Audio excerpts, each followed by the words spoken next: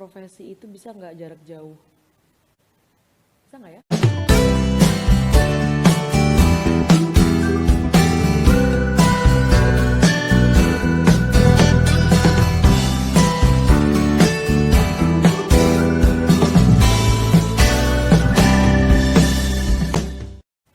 Assalamualaikum warahmatullahi wabarakatuh. Kali ini saya akan menjawab beberapa pertanyaan yang sudah masuk lewat DM Instagram maupun lewat chat line seputar S1 profesi di Poltekkes Semarang. Oke, nah kita mulai aja dari pertanyaan yang pertama. Kak mau tanya, saya kelas 12 SMA ingin masuk Poltekkes Semarang jurusan kebidanan. Niatnya sih mau ngambil jalur PMDK. Saya udah baca blog kakak di Google, jika seandainya jalur PMDK belum rezeki, boleh nggak sih masuk jalur tes, tapi tetap di Poltekkes Semarang? Jawabannya boleh dan bisa. Karena sebenarnya masuk Poltekkes itu ada 3 jalur. Yang pertama jalur rapot atau jalur PMDK, terus yang kemudian yang kedua itu jalur tes tulis SIMAMA yang serentak dia seluruh Indonesia, mirip sih sama SBMPTN, terintegrasi gitu maksudnya, tapi bedanya ini khusus untuk kalian yang mau masuk Poltekkes Indonesia. Jadi kan ada pilihannya banyak, ada 38 Poltekkes Indonesia. Kalian nanti bisa pilih mau di Poltekkes mana dengan jurusan apa, itu lebih terintegrasi, lebih bisa milih banyak pilihannya itu di jalur yang SIMAMA. Kemudian kalau untuk jalur tes yang mandiri, yang langsung ke Poltekkes masing-masing itu juga bisa. Jadi kalian bisa mulai searching di websitenya masing-masing Poltekkes yang mau kalian tuju, gitu ya. Oke. Kemudian yang kedua, Assalamualaikum Kak Ima. Waalaikumsalam. Saya adalah mahasiswa D3 tingkat akhir. Rencananya saya ingin lanjut kuliah lagi S1 profesi dan harapan saya bisa keterima di Poltekkes Semarang. Kalau Kak Ima dulu syarat masuk dari D3 ke S1, kelas karyawan atau non-rek itu apa aja ya? Aku lurusin dulu bahwa masuk Poltekkes Semarang alih jenjangnya ini bukan kelas karyawan, memang non reguler tapi berbeda dengan kelas karyawan. Jadi kalau non reguler itu saya bareng dengan kakak-kakak tugas belajar PNS, kemudian bareng dengan adik-adik fresh graduate juga. Jadi alih jenjang ini untuk mereka yang sudah pernah D3 kemudian lanjut lagi, walaupun belum pernah punya pengalaman kerja itu nggak masalah. Nah, untuk yang kelas karyawan itu di Poltekkes Semarang beda lagi. Itu ada yang kelas kerja sama IBI dengan IBI setempat, misalnya waktu angkatan saya itu berbarengan dengan kelas IBI dari Semarang, Salatiga sama Pekalongan. Gitu. Jadi berbeda ya kelasnya. Kalau untuk syarat masuknya yang jelas tidak terikat dengan pekerjaan, karena yang PNS pun ini tugas belajar. Jadi tugas belajar dari daerah maupun dari Kemenkes gitu ya. Jadi beliau-beliau ini juga tidak dalam kondisi sambil kerja untuk yang kelas non reguler gitu. Jadi satu tidak terikat kerja, kemudian syarat berkasnya apalagi ya? Mungkin ijazah sama transkrip dari kampus yang lama kali ya. Oke, lanjut ke pertanyaan selanjutnya. Kak, kuliah D4 profesi bidan bisakah sambil kerja atau kuliahnya full day? Bisa nggak sih kuliahnya itu jarak jauh? Kuliah S1 profesi kalau yang reguler jelas full day ya. Sebenarnya yang alih jenjang juga full day. Maksudnya dari Senin sampai Jumat seperti hari kerja seperti biasanya. Hanya untuk kelas karyawan yang IBI sepertinya karena kan beliau ini memang kelas kerjasama yang dimana izin belajar jadi sambil kerja juga. Jadi sepertinya menyesuaikan. Jadi untuk kelas yang alih jenjang itu memang tetap full day walaupun bukan reguler atau bukan dari 0 tahun atau seperti adik-adik dari SMA. Yang bisa tidak full day itu mungkin kuliah yang kelas karyawan. Jadi kan S1 profesi ini kan 2 tahun ya, 2 tahun sampai 2,5 tahun. Jadi untuk yang sarjananya kalau yang di kelas karyawan itu mereka kuliahnya itu seminggu hanya beberapa hari aja. Tapi kalau untuk yang alih jenjang, baik itu yang tugas belajar PNS maupun kalian sudah pernah lulus D3 kemudian mau lanjut kuliah lagi, itu tetap kuliahnya full day, hari kerja seperti biasanya. Nah, kalau untuk praktek profesi, karena kan ini tidak ada kuliah dalam gedung ya, maksudnya full di lapangan, di rumah sakit, di puskesmas selama setahun itu. Kalau untuk masalah prakteknya sepertinya kalau yang kelas karyawan ini menyesuaikan dengan jam kerja. Karena kan memang eh, beliau ini masuk kelas kerja sama IB. Itu berbeda dengan kelas karyawan umum pada umumnya seperti di universitas lain, seperti itu sih. Jadi kalau jawabannya bisa atau enggak, bisa tapi dengan syarat masuk kelas mana dulu, masuk kelas kerjasama atau enggak gitu ya. Oke, lanjut ke pertanyaan selanjutnya. Kak, sekarang kakak kegiatannya apa? Ngomong-ngomong, kakak orang mana? Ada rencana mau lanjut kuliah lagi atau gimana? Yang pertama, aku asli orang Sukoharjo, Jawa. Kedua orang tuaku juga orang Jawa. Cuma memang sudah lama ngerantau di Bekasi. Jadi dari kuliah sampai kerja juga di Jakarta gitu. Sekarang kegiatannya apa? Kebetulan karena kemarin lolos pengangkatan CPNS, jadi ini dalam proses baru selesai pemberkasan, ya tinggal nunggu step selanjutnya. Kemudian ada rencana kuliah lagi atau enggak sih? Pengen sih kuliah lagi, lanjut kuliah S2 gitu. Cuman karena sekarang sudah pengangkatan CPNS, jadi disesuaikan dengan pekerjaan juga, kemudian disesuaikan dengan syarat-syarat untuk mengajukan sekolah lagi selama sudah diangkat menjadi PNS gitu. Karena kan memang ada beberapa syarat yang harus dipenuhi, harus SK 100 dulu dan lain sebagainya. Kalau ditanya pengen sih kuliah lagi. Oke, kita lanjut. Pertanyaan selanjutnya. Assalamualaikum Bidan Ima. Waalaikumsalam. Saya Bidan Isti dari Demak. Mau tanya seputar program alih jenjang S1 kebidanan di Poltekkes. Untuk pendaftarannya dimulai kapan ya? Saya kan anggota IBI Demak. Kalau misal ikut program kuliahnya di Semarang apa boleh? Halo Ibu Bidan Isti, ini sepertinya bidan senior dari Demak. Salam kenal. Kemudian untuk pendaftarannya itu Ibu bisa lihat di websitenya Poltekkes Semarang.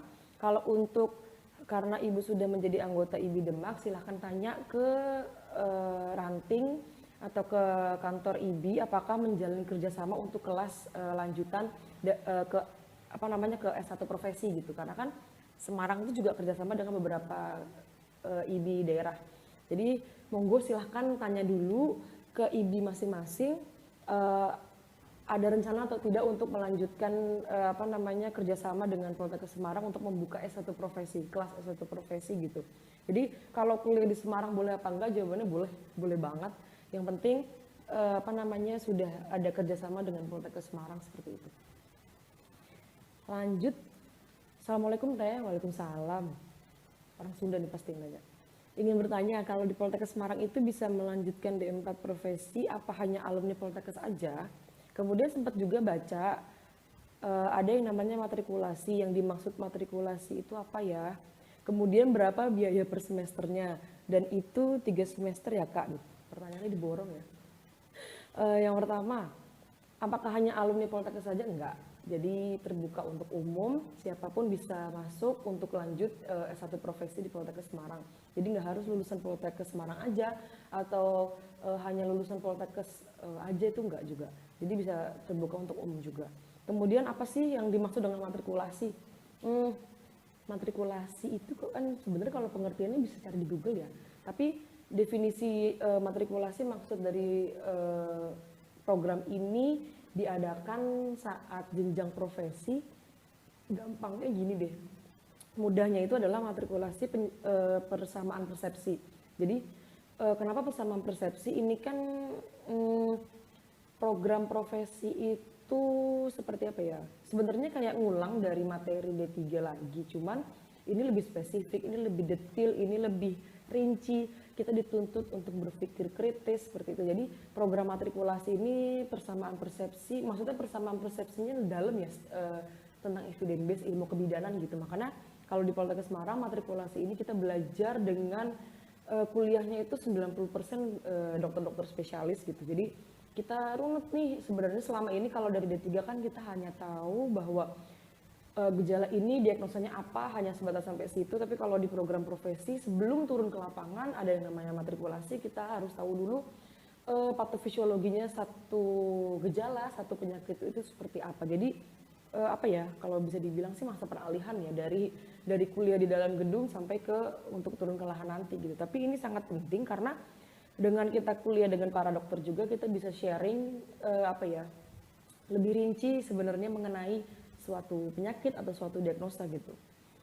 Jadi makanya matrikulasi setiap kampus itu beda-beda. SKS-nya jumlahnya beda, jumlah hari dan bulan atau minggunya juga beda. Jadi disesuaikan sama kampus masing-masing. Makanya kenapa ada juga yang kampus yang matrikulasinya lama, sekian bulan, ada juga yang sebentar. Terus ada juga yang profesinya 1 tahun, ada yang 1,5 tahun. Itu sebenarnya bergantung dari kurikulum masing-masing institusi. Tapi lulusannya sama aja kok, sama-sama profesi. Berapa biaya semesternya? Dan itu 3 semester ya Kak. Untuk angkatan saya tahun 2019 ke tahun 2020 ya, profesinya 1 tahun, jadi hanya 2 semester dengan 11 stase. Kalau biaya per semesternya di Poltekkes Semarang itu biaya profesinya sekitar per semesternya itu 8.250.000. Tapi ini maksudnya bukan angka pasti karena bisa jadi setiap tahun berubah gitu aja ya. Oke, lanjut ke pertanyaan selanjutnya. Berapa SKS matrikulasinya dan berapa lama? Terus berapa stase juga Kak? Akreditasi profesinya apa ya? Mau tanya biaya bagaimana proses pembelajaran di sana Kak? Tadi udah dijawab untuk mengenai biayanya dan stasenya ya. Kemudian matrikulasinya di angkatan saya itu 1 bulan. Tapi ini juga berbeda dari angkatan Poltekkes Semarang yang sebelumnya. Jadi sepertinya setiap tahun juga ada perbedaan gitu. Kemudian apalagi ya, bagaimana proses pembelajaran di sana? Ini pertanyaannya agak umum ya. Aku bingung jawabnya jadinya. Proses pembelajaran untuk apa ya? Untuk profesi. Kalau untuk proses profesi ya tadi matrikulasi sebulan, kemudian lanjut tuh minggu depannya sudah langsung turun ke lahan. Jadi kita sudah diberikan jadwal pertama kali stase apa, kemudian dinasnya di puskesmas atau rumah sakit mana gitu. Jadi jadwalnya selama 1 semester itu udah tahu kapan kita harus pindah rumah sakit, kapan harus pindah puskesmas gitu sih. Pertanyaan selanjutnya, Teh Hima bagi tips buat kuliah S1 dari D3. Aku pengen banget bisa punya persiapan lulus setelah D3, apalagi bisa lulus di Poltekkes. Aku insecure banget pas nggak lulus di Poltekkes Tasik sama Bandung. Tips buat kuliah S1 dan D3 gimana ya? Sebenarnya aku bukan tipe orang yang suka ngasih tips karena belum merasa diri ini pantas untuk ngasih tips gitu, karena perjalanan kuliahku tuh kayak ngalir gitu aja. Maksudnya nggak ada yang harus dipersiapkan secara spesifik. Bukan berarti kuliah di Poltekkes itu nggak butuh belajar atau persiapan ya, bukan. Maksudnya kalau dulu waktu dari SMA ke lanjut kuliah memang butuh effort, butuh perjuangan gitu. Tapi kalau dari D3 ke S1 ini kan juga berkaitan dengan undang-undang kebidanan yang baru. Jadinya kayaknya kuliah S1 profesi ini menjadi sebuah kebutuhan gitu. Kalau untuk aku paling cuma bisa ngasih semangat karena kan ini sempat gagal di Poltekkes Tasik sama Bandung. Digali lagi letaknya salahnya di mana, mungkin gagalnya di mana. Kalau misalnya gagal di tes kesehatan mungkin nanti bisa di cross check lagi kesehatannya seperti apa. Kalau misalnya gagalnya di tes tulis sudah nggak lolos, mungkin lebih giat lagi belajarnya. Tapi kalau ini adik reguler, maksudnya baru lulus SMA terus gagal sudah 2 kali gitu, saranku sih coba untuk Poltekkes yang lain atau nyoba Poltekkes yang lain dengan jurusan yang lain juga. Jadi misalnya nggak harus jadi bidan seperti itu. Jadi coba dengan berbagai macam peluang dan kesempatan, sekaligus juga tetap harus belajar. Paling itu aja sih aku bisa ngasih sarannya. Kalau ngasih tips aku juga bingung, soalnya kuliah S1 itu menurutku pribadi ya, karena aku lebih suka kuliah S1 daripada kuliah profesinya, karena aku lebih suka mengerjakan skripsinya daripada prakteknya.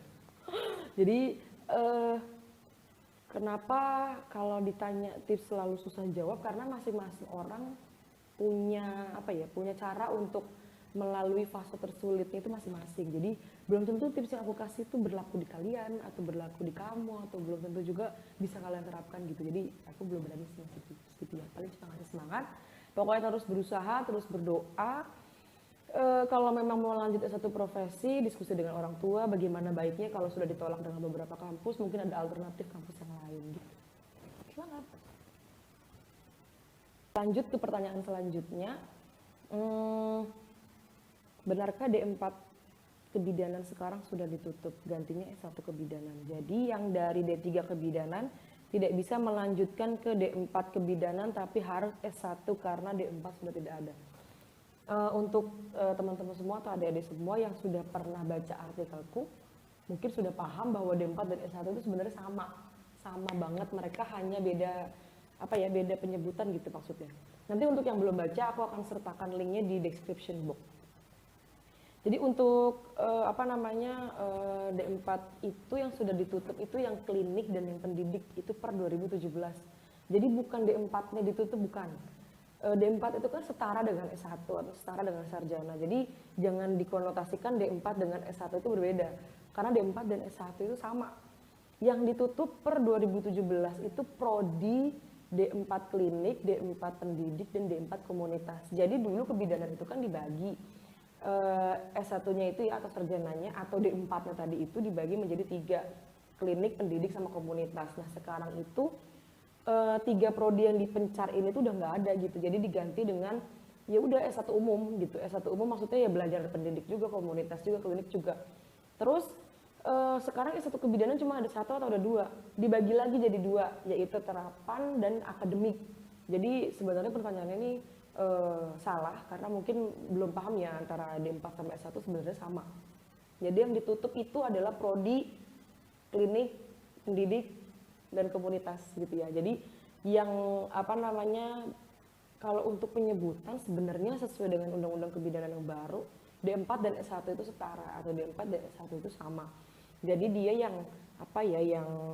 yang membedakan sekarang itu adalah S1 terapan kah dengan lulusan Poltekkes atau S1 akademik dengan lulusan universitas, misalnya ngambil di UNR atau ngambil di universitas lain seperti itu. Nah kalau ditanya kenapa terapan dan akademik tetap dibedakan, balik lagi ke memang Poltekkes Kemenkes itu bertujuan untuk meluluskan tenaga kesehatan yang terapan gitu. Jadi ilmunya kalau kita bilang berbeda dengan akademik.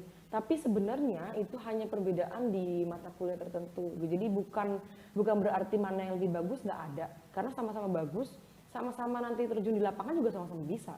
Gitu. Jadi kalau dari D3 kebidanan lanjut ke S1 ya bisa.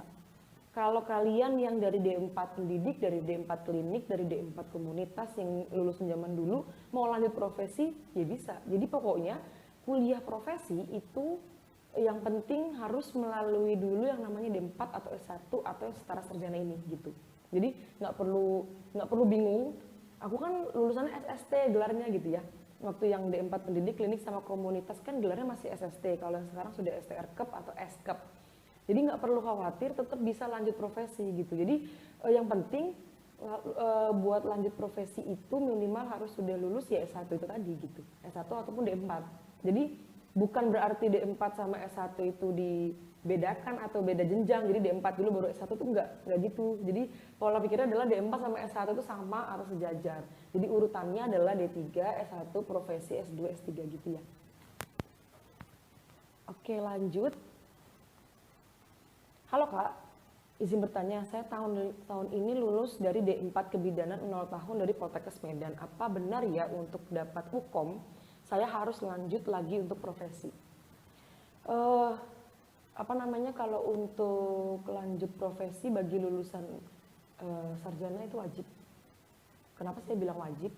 Karena di aturan undang-undang yang baru itu bahwa S1 lulusan S1 atau lulusan sarjana atau lulusan D4 tadi itu tidak bisa berdiri sendiri lagi per tahun 2021. Sebenarnya sih beberapa webinar dengan Ibu Ewi Nurjasmi itu sudah menjelaskan bahwa per 2020 itu terakhir difasilitasi uji kompetensi untuk S1 atau D4. Jadi kalau yang kira-kira STR-nya habis 2022 mungkin udah nggak bisa ya diperpanjang lagi gitu. Jadi maksudnya seperti itu. Jadi kan undang-undangnya sah 2019. Standarnya itu setelah undang-undang berlaku 1 tahun itu harus sudah diterapkan.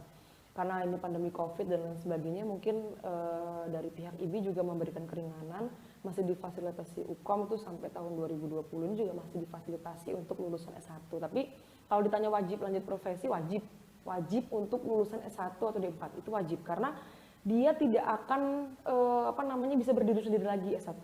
Jadi harus lanjut ke profesi. Nah kalau untuk lulusan D3 wajib nggak lanjut ke S1 profesi? Kalau untuk lulusan D3 tidak wajib. Tapi kalau mau lanjut silahkan, monggo silahkan. Pokoknya bebas kalau untuk lulusan D3 karena D3 itu maksudnya jenjangnya memang berdiri sendiri itu sudah mampu gitu. Jadi dia nggak lanjut S1 profesi pun ya bisa kerja tetap gitu, hanya memang tidak bisa membuka praktek. Makanya yang bisa membuka praktek itu hanya yang sudah lulus profesi. Makanya kenapa yang lulusan S1 aja itu tidak bisa lagi untuk berdiri sendiri atau buka praktek. Malah terlebih lagi nanti kalau sudah tahun 2022 dan pandemi juga sudah berakhir, malah kayaknya nggak bisa kerja karena STR-nya udah nggak bisa diperpanjang, udah nggak bisa buat baru, udah nggak bisa, pokoknya lulusan S1 itu sudah tidak bisa berdiri sendiri STR-nya, harus lanjut profesi gitu ya, kurang lebih gambaran seperti itu. Jadi kalau kamu sudah lulus S1 dari Poltekkes Medan ya silahkan langsung lanjut profesi gitu, daripada nanti nunggu apa peraturan sudah berlaku dan sudah lebih ketat, malah nanti akan sulit karena nanti mungkin susah karena STR udah nggak bisa diperpanjang lagi. Mungkin gitu sarannya ya. Jadi wajib lanjut profesi untuk lulusan S1 dan D4. Oke, lanjut ke pertanyaan selanjutnya, ini agak panjang nih pertanyaannya ya. Halo Kak Ima, hai juga. Aku mau nanya dong, aku kan lulusan S1 Kebidanan dari Universitas Brawijaya. Wow, halo, salam kenal. Nah, rencananya aku mau ambil profesi di Poltekkes Semarang. Apakah bisa Kak? Mohon saran dan infonya. Terima kasih. Nah, mau nanya juga Kak, kalau kita mau jadi dosen doang, apa masih perlu ngambil profesi dan butuh STR ya Kak? Atau jika kita ingin di Dinkesnya di non pelayanan, apakah bisa Kak tanpa STR? Oh, ini maksudnya kerja di Dinkes gitu kali ya? Oke, aku jawab dulu satu-satu. Untuk lanjut di profesi di Poltekkes Semarang itu kalian lulusan mana aja bisa, silahkan. Mau ngambil di universitas dan kampus mana aja bisa. Pokoknya intinya bebas lah, kalian mau pilih kampus mana aja. Intinya bisa, mau lanjut di Poltekkes Semarang juga ayo aja. Kemudian kalau mau jadi dosen apakah perlu mengambil profesi dan butuh STR? Kalau kalian mau buka praktek tetap harus lanjut profesi. Jadi kenapa profesi ini menjadi hal yang wajib bagi lulusan S1? Karena lulusan S1 tadi selain tidak bisa berdiri sendiri, udah tidak bisa gelarnya itu harus berdampingan dengan profesi, bahwa berdasarkan Undang-Undang Nomor 4 Tahun 2019 Kebidanan yang baru itu, kalau mau buka praktek wajib lulusan profesi, nggak bisa D3, nggak bisa S1 juga. Jadi kalau mau kamu rencananya membuka praktek mandiri, ada planning ke depan mau buka BPM sendiri, ya lanjut profesi, itu wajib. Jadi walaupun jadi dosen tetap butuh STR. Nah, kalau ditanya mau kerja di Dinkes non pelayanan apakah bisa tanpa STR? Sebenarnya Dinkes kan juga pelayanan ya, cuman pelayanannya nggak ke pasien. Jadi sebenarnya kerja dimanapun yang namanya tenaga kesehatan itu tetap pakai STR. Nggak ada kerja tenaga kesehatan kalian itu bidan juga yang tidak menggunakan STR, itu nggak ada.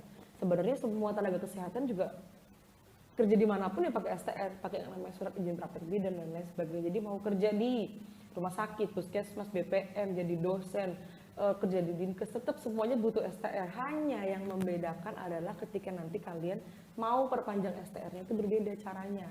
Kalau yang di puskesmas dan rumah sakit dengan yang di dosen itu beda. Dengan yang kerja di Dinkes juga beda. Kebetulan saya punya rekan yang kerja di dinas kesehatan di salah satu kabupaten di Jawa Tengah. Beliau cerita, ini beliau juga sudah PNS gitu ya, bertahun-tahun. Beliau cerita bahwa kalau perpanjang STR-nya untuk orang-orang yang pegawai dinas kesehatan, itu bisa ikut dengan seminar, workshop, dan lain sebagainya. Dosen pun sama, kan ada jam ngajar, segala macam. Jadi, tetap butuh STR gitu. Jadi bukan berarti, jadi jangan berpikir bahwa lulusan profesi itu untuk mendapatkan STR hanya untuk bekerja di pelayanan, enggak juga. Jadi STR itu mau lulusan manapun, mau kerja di manapun akan tetap dipakai. Kalau misalnya sudah lanjut S2 tapi belum punya profesi, kan pakai STR S1-nya bisa gitu. Jadi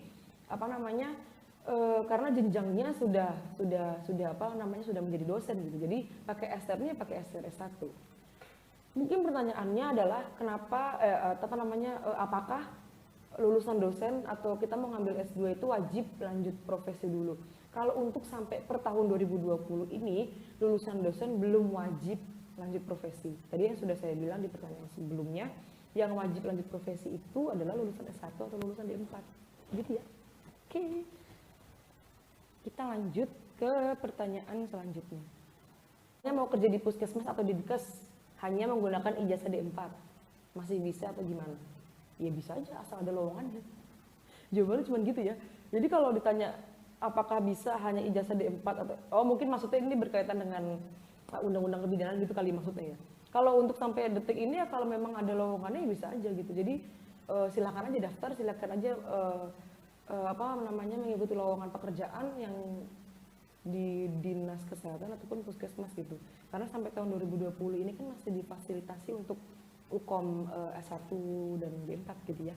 Kalau ditanya nanti ke depannya, nah itu mungkin udah nggak bisa lagi karena ketika nanti sudah diberhentikan fasilitasi untuk perpanjang STR D4 maupun S1, ya udah berarti kan kalian nggak bisa kerja lagi untuk yang lulusan S1 dan D4 dengan cara satu-satunya adalah lanjut profesi atau mau lanjut S2 juga boleh gitu. Oke, lanjut ke pertanyaan selanjutnya. Kak mau nanya, gelar saya kan SST, apakah bisa lanjut profesi? Karena di ijazah saya masih ditulis bidan pendidik walaupun sudah dirubah namanya tahun 2018, tapi saya lulusan tahun 2016. Oke, sepertinya ini udah baca blog aku ya. Apakah bisa lanjut profesi? Jawabannya bisa. Tadi udah aku jelasin di awal bahwa lulusan D4 manapun, gelarnya apapun, pokoknya yang namanya D4 sama S1 itu setara, jadi silahkan bisa lanjut profesi. Oke? Oke, lanjut ke pertanyaan berikutnya. Sebelum kakak lanjut D4 profesi di Semarang, istirahat berapa tahun kak? Atau langsung setelah lulus D3? Waktu profesi itu full di rumah sakit ya kak? Waktu profesi dinas di rumah sakit ada biayanya juga ya? Ada biayanya juga nggak sih? Kalau untuk aku bukan istirahat tapi sudah kerja selama 2 tahun. Jadi dari D3 lulus tahun 2016 sempat kerja dulu, baru lanjut S1 itu mulai tahun 2018, lulus 2019, langsung kan itu kan karena sepaket, jadi lulus profesi tahun ini September kemarin. Kemudian full di rumah sakit, ada geluduk. Waktu kuliah profesi itu full di rumah sakit atau enggak? Sebenarnya bukan rumah sakit aja ya, tapi di puskesmas juga. Jadi intinya full praktek sih iya. Jawabannya iya. Jawabannya full praktek. Kemudian ada biaya lagi apa enggak? Enggak sih. Kalau kuliah di Poltekkes Semarang atau di Poltekkes yang lainnya, intinya kampus negeri itu ketika kalian praktek di lahan udah nggak ada biaya tambahan, kecuali kalian harus ngekos di luar kota, itu lain cerita. Jadi untuk biaya biaya selama kalian kuliah, biaya selama kehidupan kalian kuliah ya itu ditanggung sendiri. Tapi kalau untuk dari kampus tidak ada biaya tambahan ketika harus turun atau dinas di lahan gitu ya. Oke, lanjut. Lulusan S1 profesi tetap ada UKOM ya kak setelah lulus? UKOM sampai berapa kali ya kak? Apakah ada batasannya?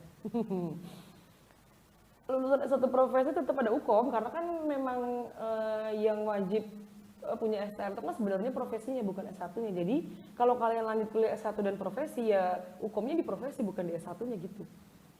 UKOM sampai berapa kali ya kak? Apakah ada batasan? Sebenarnya nggak ada batasan sih, tapi sebagai tenaga kesehatan sebaiknya dan yang paling baik ya lulus UKOM ya sekali tes langsung lulus gitu. Kita nggak berharap untuk UKOM berkali-kali, nauzubillah gitu kan. Jadi jangan sampai UKOM berkali-kali. Kalau ditanya ada batasannya, kayaknya nggak ada sih. Sebisanya aja. Jadi kalau kalian nggak lulus, amit-amitnya nggak lulus tahun kemarin, retaker ya namanya, ya UKOM lagi tahun ini, pokoknya sampai lulus gitu.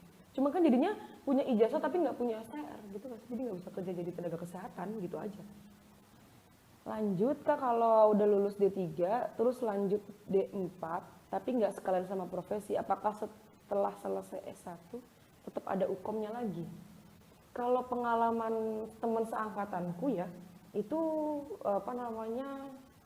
nggak ada difasilitasi untuk uji kompetensi yang lulus S1 aja sih gitu. Cuman kan gini pertanyaannya ya, untuk pertanyaan ini kan mulai tahun depan dan tahun ini yang mahasiswa baru S1 profesi kan sudah sepakat nih, udah nggak bisa udah nggak bisa diputus di tengah jalan gitu, ngambil S1 doang tuh udah nggak bisa gitu. Jadi pertanyaannya ya memang nggak ada sih. Ini kecuali yang lulusan S1 yang tahun-tahun sebelum undang-undang kebidanan berlaku ya itu tetap ada. Tapi kalau untuk yang sekarang, kalian masuk sekarang S1 profesi, nggak bisa lulus hanya ambil S1 doang tuh udah nggak bisa sekarang. Oke lanjut, kak mohon maaf mau nanya, menurut kakak jauh lebih banyak peluang kerja D3 atau S1? Aku agak nggak bisa jawab ya, karena D3 dan S1 itu punya wewenang dan punya job desk-nya masing-masing. D3 dan lulusan profesi ya, ini kan pertanyaannya D3 dan S1. Apa namanya, aku akan jawabnya versi yang profesi aja karena sesuai dengan apa namanya undang-undang yang baru gitu. Kalau ditanya peluang kerja banyak yang mana, tetap sih yang namanya sebuah undang-undang yang baru itu kan butuh proses untuk penyesuaian. Jadi gini aja deh, loker pemerintah deh misalnya, loker pemerintah baik itu CPNS maupun nggak CPNS itu kan belum ada yang mencari lulusan profesi bidan. Jarang. Aku pernah nemuin sih ada satu dua kalau nggak salah di rumah sakit universitas gitu, tapi kan itu jarang. Nanti kan lambat laun ini kan akan banyak dibutuhin. Jadi ibaratnya sama kayak seperti profesi yang perawat yang dulunya itu belum ada S1 nurse atau S1 profesi kan itu. Ya sekarang jadi banyak yang dicari malah yang nurse-nya gitu. Kecuali memang sebuah rumah sakit atau sebuah fasilitas kesehatan itu memang tetap membutuhkan yang namanya bidan pelaksana atau perawat pelaksana seperti itu. Jadi kalau ditanya peluang kerjanya banyakkan yang mana, nggak bisa ditentukan.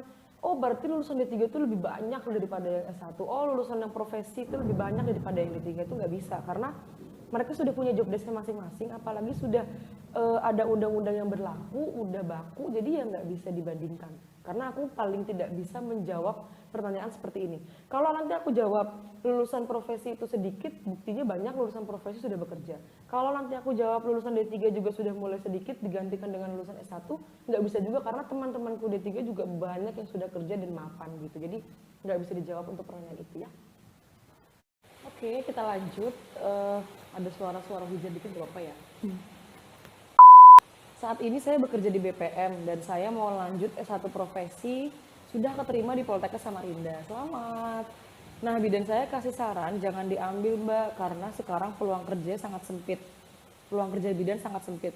Kasihan nanti Mbaknya lulus ujung-ujungnya kerja di praktek bidan lagi dan biaya kuliah nggak sedikit. Gimana Mbak? Tolong kasih saya saran. Atasan saya ini yang ngomong ini bilang beda Mbak, kalau sama saya mah PNS tinggal naik golongan aja, kasihan kalau Mbaknya. Oh jadi maksud ceritanya dia kerja di sebuah BPM yang mana pemilik BPM-nya ini adalah seorang PNS gitu kan, juga sebenarnya belum lanjut S1 profesi, cuman ini si Mbak yang nanya ini dia sudah apa namanya sudah keterima di Poltekkes Samarinda, tapi dibilangin sama atasannya bahwa nggak perlu karena peluang kerjanya dikit dan membandingkan dengan dirinya yang sudah PNS jadi enak tinggal naik golongan aja. Sebenarnya jujur aku kurang sepakat ya dengan kalimat kayak gini, soalnya ini namanya judgement negatif. Kita sama-sama bidan, kita sama-sama tenaga kesehatan, bahkan rekan sejawat satu profesi, nggak bagus kalau membuat statement negatif kayak gini gitu. Jadi maksudnya ya silakan orang kalau mau berkembang, silakan orang kalau mau maju, mau mewujudkan cita-citanya, kenapa harus dilarang? Dan kalimat yang saya tidak suka adalah peluang kerja bidan sangat sedikit. Padahal yang ngomong itu adalah bidan juga dan punya BPM dan sudah PNS pula. Jadi entah atas dasar apa beliau mengatakan itu, yang jelas kalau saya kasih saran silakan lanjut, tidak usah memperdulikan omongan orang lain karena toh mbaknya ini kerja dan kuliah juga dengan biaya sendiri, bukan dibiayain sama orang lain, bukan dibiayain sama siapa-siapa. Silahkan maju, kemudian lanjut profesi dan kerjalah di tempat yang apa namanya ya, yang lebih baik. Kalau aku bilang begitu, karena atasan seperti ini sih menurutku toksik ya. Mungkin saran juga untuk para bidan senior ya, sebaiknya tidak berucap seperti itu kepada junior maupun bidan-bidan muda lainnya. Karena kita sama-sama bidan nih nggak boleh lah memberikan statement dan apa namanya ya judgement negatif, padahal ini termasuk profesi sendiri gitu kan, jadi kayaknya kurang etis dan saya sih nggak sepakat dengan kalimat ini gitu. Jadi apa namanya ya, memang kalau PNS lanjut tinggal tugas belajar, tinggal pernyataan golongan, tapi sebagai ASN yang baik ya, aparatur sipil negara, pegawai negeri sipil juga, kayaknya bukan pegawai negeri sipil yang baik berbicara seperti itu. Karena apa? Karena saya juga punya banyak kenalan PNS, kakak-kakak tugas belajar yang sekolah bersama saya di Poltekkes Semarang, nggak pernah ada yang namanya di mindset mereka tuh mindset yang negatif. Mereka malah nyuruh ya udah adek ayo kuliah, ayo lanjut, ayo semangat daftar CPNS dan lain sebagainya. Jadi sebenarnya jadilah senior, jadilah contoh yang baik untuk anak-anak muda gitu aja sih sebenarnya. Apapun jabatannya, karena toh jabatan itu nggak dibawa mati juga. Tapi ada baiknya kita menjaga yang namanya alma mater dan alma mater profesi terutama ya, kepada sesama bidan juga gitu. Jadi tetap semangat, tidak usah pedulikan kata orang Mbak, silahkan lanjut, apalagi sudah keterima di Poltekkes Samarinda. Selamat. Oke lanjut, pertanyaan berikutnya, Kakak mau tanya dong, lulusan profesi dapat ijazah atau sertifikat? Lulusan profesi itu jenjang, kalian kuliah jelas dapatnya pasti ijazah bukan sertifikat. Namanya itu program studi pendidikan profesi bidan, program profesi. Jadi itu kalian kuliah bukan cuman pelatihan yang seminggu, 2 minggu, sebulan, 2 bulan gitu. Jadi dapatnya ijazah, tenang. Kalian akan dapat ijazah dan dapat STR juga. Lanjut, Kak, aku mahasiswa kebidanan sarjana terapan. Aku mau tanya, kalau lanjut profesi, apakah masih ada penelitian atau skripsi? Nggak ada. Jadi buat kalian yang tidak menyukai yang namanya skripsi, penelitian atau apapun itu tidak ada. Kalau kalian lebih suka praktek di lapangan, monggo silahkan. Berarti kalian akan happy sekali lanjut profesi. Kalau saya pribadi sih kayaknya lebih mending ngerjain penelitian sampai 5 biji gitu deh daripada lanjut profesi. Enggak, dia jangan ditiru ya, ini cuma bercanda. Oke, selanjutnya Kak mau tanya, kemarin kakak judul skripsinya tentang apa? Aku kemarin neliti tentang pengaruh pemberian aromaterapi terhadap pengurangan rasa mual muntah pasien pasca kemoterapi kanker serviks. Nanti aku sertakan linknya, link publikasinya. Nanti kalian bisa baca di situ. Ya walaupun pakai bahasa Inggris nggak apa-apa sih. Maksudnya kalau kalian mau baca-baca lebih lanjut, gitu ya. Jadi itu judul skripsinya. Oke, hujan semakin deras. Kayaknya sudah tidak kondusif lagi untuk buat video. Yang jelas aku sudah menjawab beberapa pertanyaan yang sudah pernah masuk di Instagram dan chat line. Semoga ini menjadi menjadi referensi, bisa membuka pemahaman dan mindset yang tadinya awalnya negatif atau sempit menjadi lebih terbuka juga. Kemudian banyak juga yang lanjut satu profesi. Mari kita sama-sama kembangkan jenjang baru ini, walaupun baru undang-undangnya, tapi aku sih berharap ini bisa menjadi seperti profesi yang lain yang sudah ada pendidikan profesi seperti dokter, apoteker, perawat, gitu ya, seperti yang lainnya gitu. Jadi sekian dulu video dari aku, oke? Karena setelah video ini aku akan bahas mengenai S2 kebidanan, oke? Assalamualaikum.